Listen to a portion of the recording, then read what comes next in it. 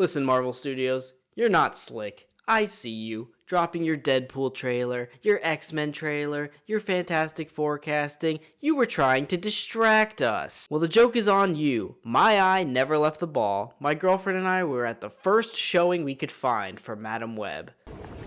We're on our way to Madame Web. You excited? Who are you most looking forward to seeing? Ezekiel? She's so excited. She can't wait. She wants to get there quick. Just got out of Madame Web. That was awesome. What's your favorite part, babe? I personally liked Dakota Johnson.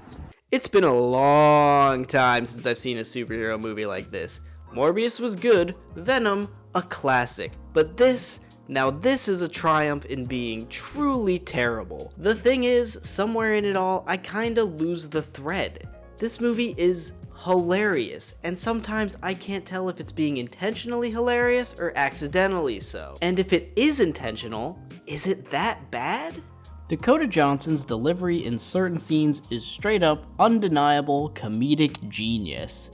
If you haven't seen clips from her press tour, I highly recommend it because the way she talks in those is exactly how she plays the character of Madame Web. Can you name the 3 Spider-Man Tom Holland movies? Yeah. Oh. Spider-Man, here he comes. Here he comes, That's number 1. Yep. Spider-Man, and he's back. The Goblet of Spider-Man. Look, I'm gonna spoil this because I know your asses aren't going to see Madame Web, so you cannot be mad at me, but if for some reason you're going to pretend to care, I'm gonna put up a spoiler warning anyway.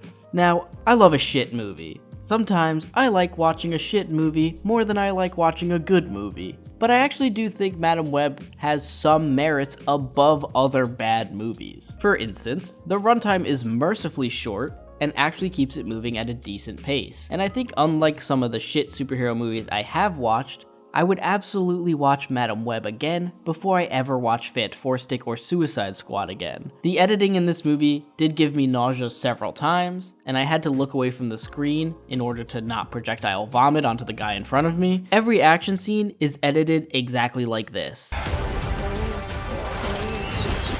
And the main villain's dialogue is clearly ADR'd over in every single take. Half the time, his mouth just straight up doesn't match the words that are coming out of his mouth. Again, I'll give an example. Madame Web, I will stop you. Look, this movie is chock full of low-hanging fruit, so much so that I almost feel bad going after it. But not that bad, here's some more. We get introduced to a clan of spider people in the Amazon. You know, where Madame Web's mom was researching spiders right before she died. And I guess the implication there is that Peter Parker is using their whole aesthetic when he eventually becomes Spider-Man. Speaking of Peter, Uncle Ben is in the entire movie. For what reason, I do not know, but at one point someone says that he would like to be an uncle for all of the fun and none of the responsibility, which, as we all know, Uncle Ben famously dislikes responsibility. And on the subject of that very famous line, they change it to, if you are responsible, you will get great power, which is not only the opposite of the phrase,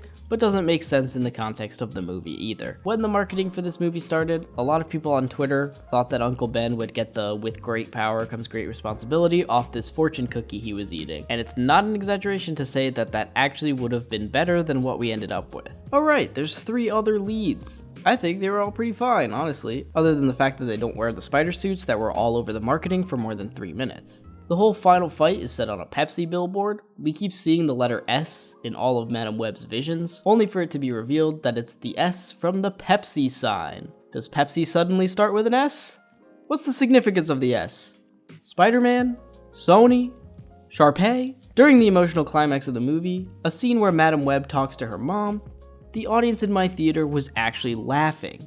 How did we get to this point? Madame Web steals a taxi at one point, and then she drives it around for the rest of the movie like it's the fucking Madame Webmobile. When Mary Parker goes into labor, they claim they can't call an ambulance as it will not get there in time, only for an ambulance to coincidentally pull up to the house next door 2 minutes after they leave, which Madame Web then steals. But honestly, what's weird here is that the movie is kind of watchable. Even aside from it being unintentionally hilarious, I did kind of like some of the main characters in a way. Maybe it's some sort of Stockholm syndrome, but when they were on screen, I wasn't like dying to leave the theater or anything. When I say that Dakota Johnson is hilarious, I mean it. She plays Madame Web as this antisocial little freak who hates both being around other people and not being around other people. There's a scene at a baby shower, quick guess who the baby is, where she makes everyone super uncomfortable by talking about her dead mom. Dakota Johnson plays it so straight though, that the whole thing is a riot. I love limes.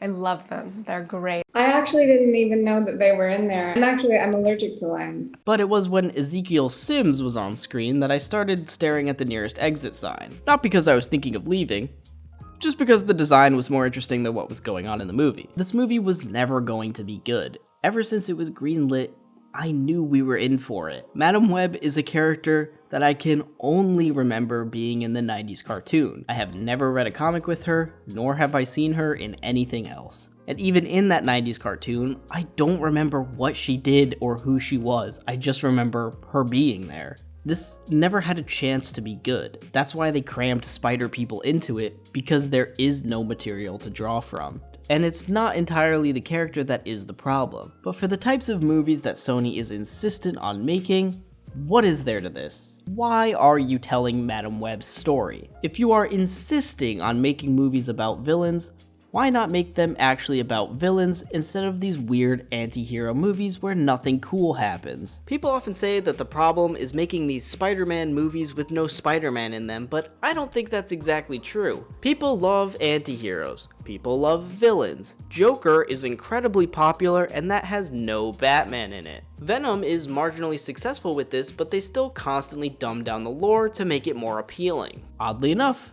Venom is one of the Marvel characters I am up to date on, and there is so much to explore with that character.